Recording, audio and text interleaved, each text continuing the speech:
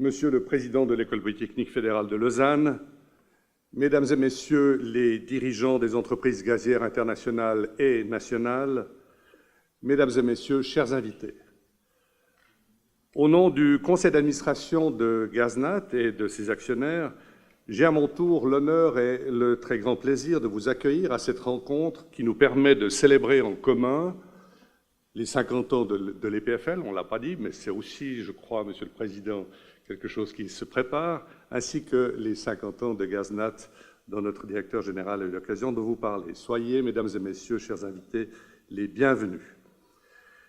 Il m'incombe en propos introductifs de cette conférence sur la recherche et le développement dans l'industrie gazière d'évoquer, dans la perspective de la transition énergétique, dont tout le monde parle naturellement, les défis énergétiques de la Suisse en général, en évoquant notre vision du rôle qui est et qui sera celui de l'industrie gazière nationale en particulier, et quels sont les moyens que nous devrions envisager pour relever ces défis, en pensant notamment à de nouveaux développements grâce à la recherche et au développement effectués par les grandes écoles en général et par l'École polytechnique fédérale de Lausanne en particulier.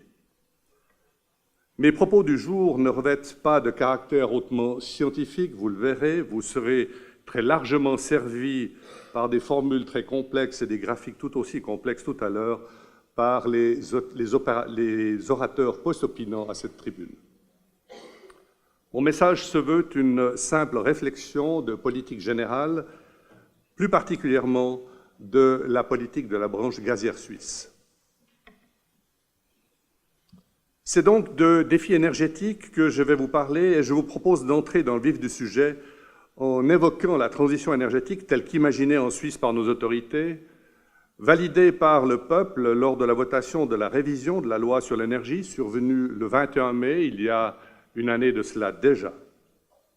Et même si l'on a voulu qualifier ce vote de décision portant sur la transition énergétique en général, en réalité, nous avons voté sur une loi traitant presque exclusivement de l'électricité, une loi destinée principalement à sanctionner l'abandon du nucléaire.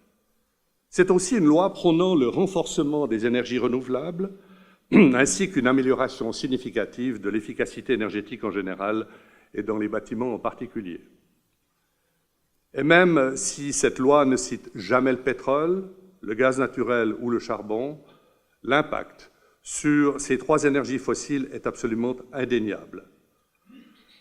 Malgré l'absence totale de référence au gaz naturel, l'industrie gazière suisse a choisi de s'impliquer complètement dans cette logique de transition énergétique, notamment pour toute la partie touchant aux émissions de gaz à effet de serre et à la notion d'énergie renouvelable. Notre réflexion a aussi porté sur notre rôle d'énergie de transition, plus spécifiquement par rapport à la production d'électricité. Jetons un rapide regard sur la période allant de 2011 à 2035, voire 2050, période pendant laquelle notre système énergétique va subir des transformations fondamentales. Pendant cette phase de transition, notre pays va devoir relever une série de défis énergétiques jusque-là inconnus et trouver des solutions efficaces et respectueuses en regard des objectifs climatiques, énergétiques, financiers ou tout simplement socio-économiques. Parmi les défis découlant de l'application de la loi, on relève entre autres que la croissance démographique continue. Le trafic routier, ferroviaire et aérien sera lui aussi en augmentation. Il faudra envisager un transfert de la demande énergétique des énergies fossiles vers l'électricité. Il faudra aussi réussir à stabiliser les émissions de gaz à effet de serre et enfin relever d'autres défis comme la diminution de la biodiversité et des écosystèmes, la progression du numérique, l'augmentation de la consommation des ressources de première nécessité, pour ne parler que des principaux. Et même si notre industrie est concernée par l'ensemble des thèmes évoqués, nous retiendrons principalement les défis suivants pour ce qui nous concerne, à savoir la réduction de la consommation d'énergie et des ressources, et en deuxième lieu, la stabilisation des émissions de gaz à effet de serre. Si l'on regarde d'un peu plus près comment évolua la Suisse dans le domaine de l'énergie pendant un passé proche, on constate que notre système énergétique a été relativement simple. Il comportait un nombre restreint d'agents énergétiques avec des filières d'approvisionnement distinctes. Nous avons donc importé de l'essence et du diesel pour rouler, du mazout et du gaz naturel pour nous chauffer, et nous avons produit notre électricité dans de grandes centrales hydrauliques et nucléaires. Aujourd'hui, mesdames et messieurs, la donne a changé. Les risques liés au réchauffement climatique, le spectre de l'épuisement des ressources fossiles, l'accident nucléaire de Fukushima, les risques géopolitiques ont profondément transformé notre paysage énergétique. Et c'est dans ce contexte que le peuple a exprimé sa volonté de réduire sa dépendance aux énergies fossiles tout en choisissant de renoncer à l'énergie nucléaire produite dans notre pays, malgré une croissance de notre consommation énergétique qui se maintient. Une chose est désormais certaine, quelle que soit la stratégie qui sera mise en œuvre pour répondre à ces défis, le système énergétique qui en résultera sera désormais bien plus complexe, bien plus interconnecté et bien plus diversifié qu'il ne l'est actuellement. La métamorphose de notre système énergétique constitue donc une étape essentielle pour continuer d'assurer à la Suisse un approvisionnement en énergie sûr, durable et économiquement accessible pour tous, comme le prévoit d'ailleurs notre Constitution. Quels sont alors les défis à relever? Ils sont de 4 ordres. Stratégiques. Nous amenons à conserver un niveau élevé de sécurité d'approvisionnement pour l'électricité en l'absence de centrales nucléaires. Puis ils sont à caractère socio-économique. Notre mission sera alors de maintenir un prix de l'énergie abordable pour tous. On les considère ensuite comme des défis environnementaux, nous engageant à minimiser l'impact sur la nature et les paysages. Et enfin, last but not least, ils sont d'ordre climatique, nous amenant à unir tous nos efforts afin de réduire nos émissions de gaz à effet de serre au strict minimum. Après l'identification de ces quelques défis, voyons quelle devrait être la stratégie à mettre en œuvre pour les relever. Pour sortir du nucléaire, la Suisse dispose de 4 options stratégiques. 3 d'entre elles consistent à remplacer le courant d'origine nucléaire par d'autres sources d'électricité. Le 4e s'inscrit dans un programme de réduction de la consommation d'électricité de notre pays. La première option fait appel à l'électricité d'origine renouvelable, produite en Suisse. La deuxième consiste à prévoir l'implantation de centrales à gaz en Suisse. Et naturellement, vous pouvez bien l'imaginer, pour certains d'entre nous, ici, c'est l'option idéale. La troisième variante recourt à l'importation d'électricité d'origine renouvelable ou non, en provenance de l'étranger. Et enfin, la 4e option vise à réduire la consommation électrique par le biais de mesures d'efficacité énergétique. Fondée sur les réflexions qui précèdent, comment pouvons-nous envisager la structure de notre bilan énergétique et sa répartition? En d'autres termes, quel mix énergétique peut-on imaginer pour le futur? Aux 2 horizons les plus fréquemment retenus, à savoir 2030 et 2050, notre mix énergétique aura une composition passablement différente de celle que nous connaissons aujourd'hui. Il sera nettement plus diversifié, du fait notamment des nouvelles énergies renouvelables. Il comportera beaucoup moins, voire plus du tout, d'électricité d'origine nucléaire, du moins d'origine indigène, et il dépendra beaucoup moins des produits pétroliers. 2 incertitudes majeures subsistent toutefois. Elles concernent, et nous sommes particulièrement touchés, elles concernent le rôle du gaz naturel et celui des biocarburants. Malgré un certain nombre de scénarios qui nous sont contraires, nous savons que l'utilisation du gaz pour le chauffage devrait augmenter en part relative, et ceci principalement de par la substitution du mazout par le gaz naturel. En revanche, le rôle que pourrait jouer le gaz dans les secteurs de l'électricité et de la mobilité reste plus difficile à prévoir. Si la Suisse optait pour une production indigène d'électricité à partir du gaz naturel, et si par ailleurs elle décidait de soutenir massivement les véhicules roulant au gaz naturel, il en résulterait alors une augmentation massive de notre dépendance au gaz naturel fossile et renouvelable. Dans un tel scénario, la part du gaz naturel dans notre mix énergétique pourrait, en théorie, tripler au cours des prochaines décennies.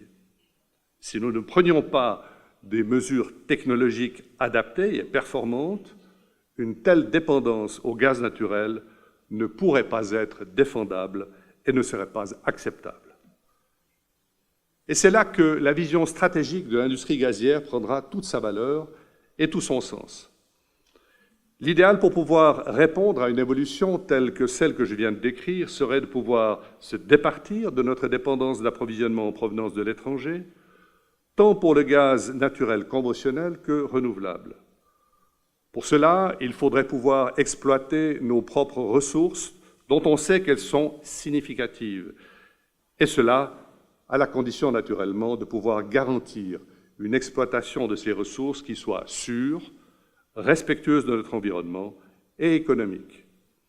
Dans ce même contexte, pour produire de l'électricité de façon centralisée ou décentralisée, il faudra aussi être en mesure de gérer et de diminuer massivement les émissions de gaz à effet de serre émis par le gaz naturel conventionnel.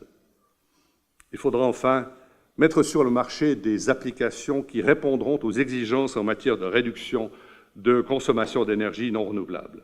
Ce sont là, mesdames et messieurs, quelques domaines, parmi d'autres, qui font partie des présentations scientifiques de ce jour. Mais pour prétendre jouer un rôle important dans ce processus de transition énergétique, encore faudra-t-il que l'industrie gazière soit un partenaire fiable, flexible et efficace au plan industriel. Et c'est le rôle que nous prétendons pouvoir jouer à l'avenir.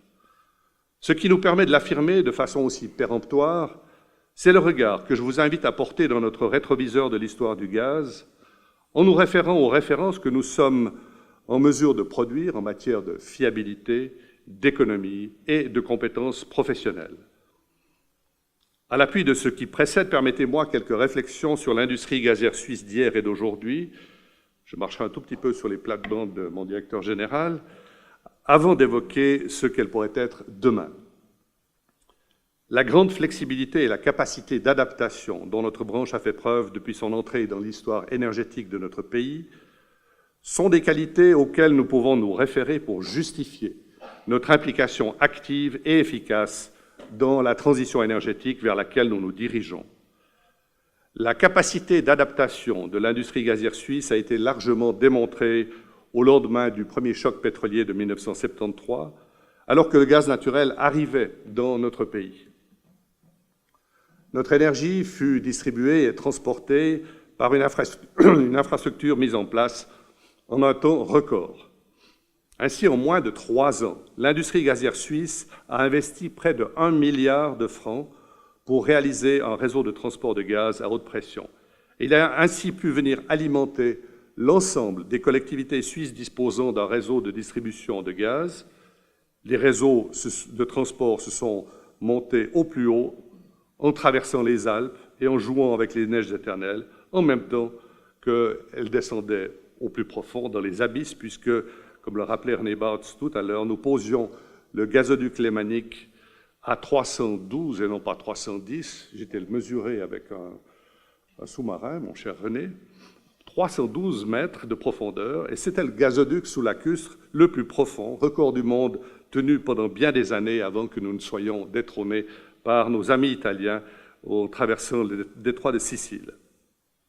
À cette époque-là, mesdames et messieurs, pour vous dire l'importance que représentait notre énergie, qui était du gaz de ville à l'époque, l'industrie gazière suisse contribuait pour moins de 1% au bilan énergétique de notre pays, vendant ainsi moins de gaz dans le pays complet que nous ne pouvions enregistrer de fuites de gaz estimées sur les réseaux de distribution européens. C'est tout dire. Depuis son arrivée en Suisse en 1974, le gaz naturel n'a cessé de progresser. Il a rempli son rôle d'argent énergétique efficace, économique et sûr. Il n'a jamais failli ou manqué à la mission qui lui a été confiée et s'est ainsi montré un partenaire de haute qualité pour les collectivités et les industries de notre pays. Aujourd'hui, en Suisse, le gaz naturel constitue le 3e agent énergétique, après le pétrole et l'électricité, avec une part de 13,7% de la consommation finale d'énergie. Un bon tiers, d'ailleurs, de cette consommation de gaz naturel est absorbé par l'industrie qui l'utilise essentiellement pour la production d'énergie de processus. Quelques 1000 communes suisses totalisant plus de 6 millions d'habitants, soit sur à peu près 8,5 millions d'habitants que compte notre pays, ont ainsi désormais accès au gaz naturel grâce à un réseau d'environ 20 000 km de conduites souterraines respectueuses du paysage et de l'environnement. Ce réseau peut indéniablement contribuer à l'avènement de l'approvisionnement énergétique de demain, renouvelable, rentable et sûr, notamment durant les mois d'hiver, ce d'autant plus que la part des gaz renouvelables ne cesse d'augmenter. C'est forte de son expérience et de son passé que la branche gazière suisse entend apporter sa pierre à l'édifice de la réorientation de la politique énergétique nationale au service de la population de notre pays. C'est dans cette perspective et cette vision qu'elle s'est engagée en faveur d'un avenir écologique durable en décidant de porter à 30% la part des gaz renouvelables sur le marché thermique d'ici 2030. Ce mix permettra de réduire les émissions de CO2 de 50% par rapport au mazout. En 2017, le biogaz de production indigène injecté dans le réseau gazier s'est inscrit à un niveau très intéressant et surtout a progressé de près de 11% par rapport à l'année précédente. On compte aujourd'hui en Suisse quelques 30 installations de biogaz qui injectent leur production directement dans le réseau. Et du fait de la demande croissante, les importations de biogaz sont aussi en hausse. Ceci m'amène à traiter plus particulièrement encore le rôle du gaz naturel tel que nous l'imaginons dans la stratégie de transition énergétique 2030 et 2050. Ce sujet central ne concerne pas seulement la Suisse d'ailleurs, mais aussi la plus grande partie des pays industrialisés.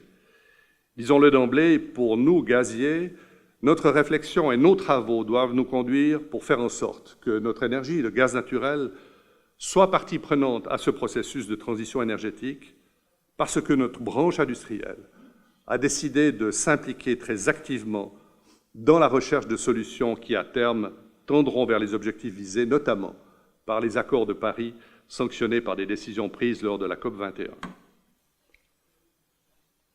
Je me permets de rappeler de façon non exhaustive quelques-uns des fondamentaux de la stratégie énergétique suisse telle qu'elle est imaginée par nos autorités. Il n'y aura pas de nouvelles centrales nucléaires en Suisse, même si aucune date fixe n'a été arrêtée pour la mise hors service des centrales existantes. Deuxième point, toutes les mesures seront prises et mises en œuvre pour assurer et faciliter le développement de la production de courants renouvelables. Troisièmement, dans ce contexte, les autorités expriment leur volonté de garantir la sécurité de l'approvisionnement électrique, et particulièrement en hiver. Quatrièmement, ces mêmes autorités demandent de trouver des solutions aux problèmes du stockage. Et cinquièmement, enfin, pour harmoniser ces mesures, les autorités invitent les responsables des domaines énergétiques à rechercher et définir des instruments à mettre en place pour atteindre les objectifs fixés pour la production d'électricité et pour atteindre l'efficacité énergétique. Parmi les mesures principales proposées par le Conseil fédéral, on relève une réduction de 50% des émissions de gaz à effet de serre par rapport à 1990 d'ici 2030. Deuxièmement, les mesures de compensation prises à l'étranger seront reconnues, mais avec au moins 30% de réduction en Suisse. Troisièmement, pour la moyenne des années 2026-2027, les émissions de CO2 des bâtiments doivent être au moins 50% inférieures aux valeurs de 1990. Et enfin, la taxe CO2 sera plafonnée à un maximum de 210 francs par tonne de CO2, correspondant à environ 3,8 centimes par kilowattheure de gaz naturel. Mesdames et messieurs, nous devons nous interroger sur ce que sera la place du gaz naturel dans notre avenir énergétique demain. Nos défis sont là. Face à cette réflexion qui est sujette à controverse, la question fondamentale étant au fond de savoir si le gaz naturel a encore des chances malgré ses origines fossiles. Et la réponse de l'industrie gazière suisse est clairement oui.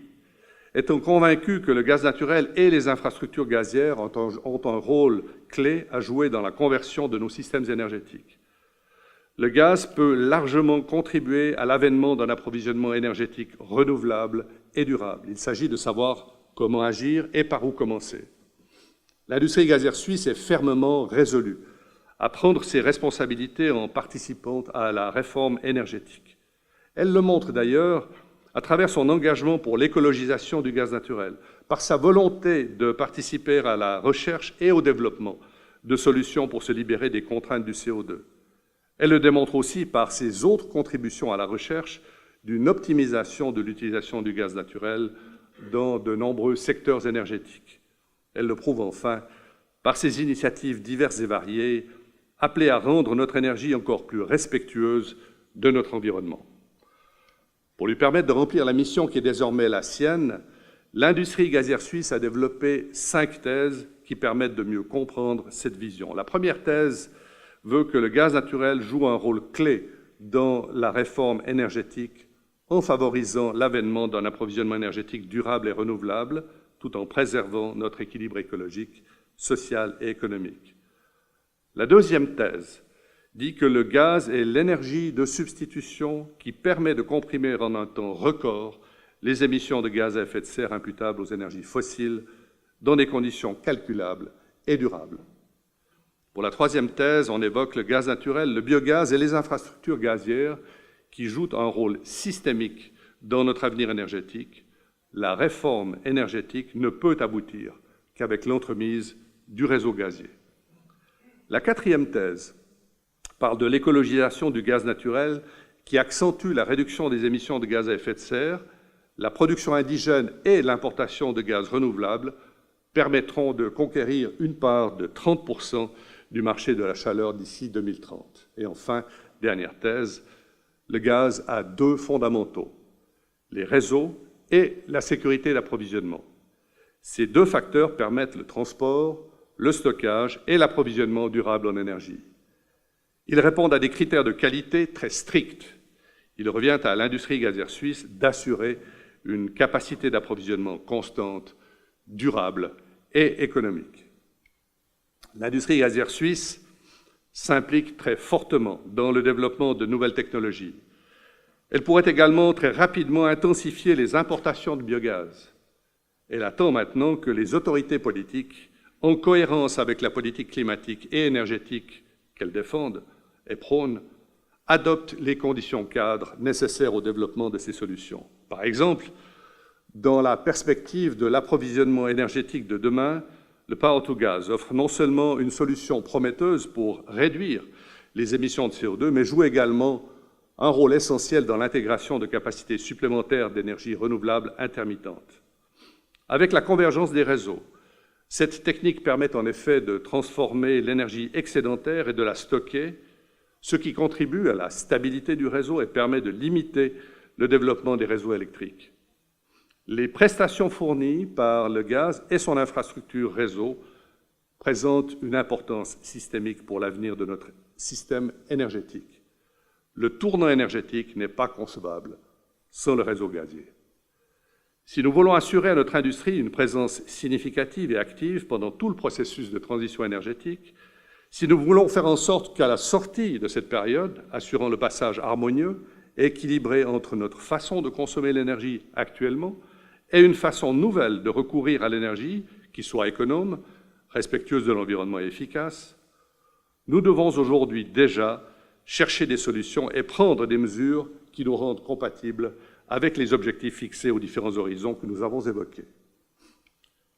Une bonne partie de ces démarches nécessite encore des investissements en recherche et en développement. Il en va de notre responsabilité d'entreprise citoyenne de soutenir les travaux académiques dans ces différents secteurs. Nous allons aborder aujourd'hui 4 domaines différents, mais complémentaires, dans l'esprit que je viens de décrire, à savoir la problématique du CO2, sa captation, sa séquestration et sa valorisation.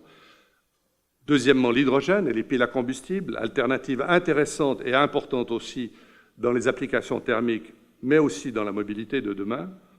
Troisièmement, la mobilité au gaz naturel, performante, efficace au plan environnemental et économique, surtout lorsque l'on mélange au gaz naturel du biogaz produit dans des installations sous contrôle de notre branche. Et enfin, dernier point, le gaz renouvelable, dit aussi gaz vert, produit selon différentes filières, que ce soit la méthanisation, la méthanation ou le power to gas.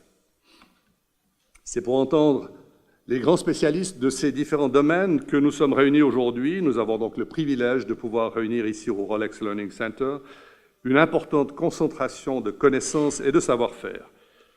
Merci aux intervenants pour leur contribution. Mes remerciements s'adressent aussi à Monsieur le Président Fetterly ainsi qu'aux professeurs et orateurs de ce jour, de même qu'à toutes les personnes de l'EPFL et de GazNat qui ont contribué à la mise sur pied et au succès de cette journée du 50e anniversaire de l'EPFL et de GazNat. Merci enfin au Dr François Buy, directeur exécutif de l'Energy Center de l'EPFL, pour avoir accepté de jouer le rôle de modérateur pour les différentes interventions que nous allons vivre maintenant. Je vous remercie, mesdames et messieurs, chers invités, pour votre attention et j'ai le plaisir de passer maintenant la parole à M. François Buy pour la présentation des différents orateurs qui vont se succéder à la tribune.